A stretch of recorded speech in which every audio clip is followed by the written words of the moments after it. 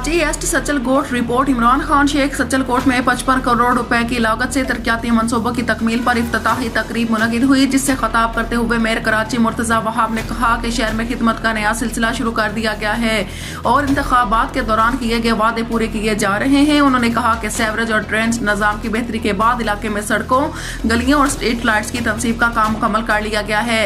तकरीब में deputy mayor Salman Abdullah मुराद, जिला शर्की के सदर इकबाल खान, टाउन चेयरमैन राशिद खासकिली और यूसी सचल कोट के चेयरमैन ताज मोहम्मद वसान समेत दीगर रहनुमाओं ने शिरकत की।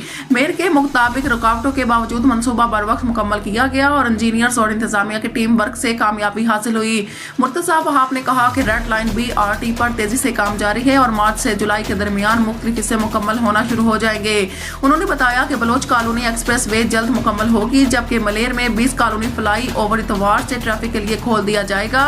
उन्होंने मजीद कहा कि शहर में बिला तफरीक तरक्याती काम जारी रखे जाएंगे।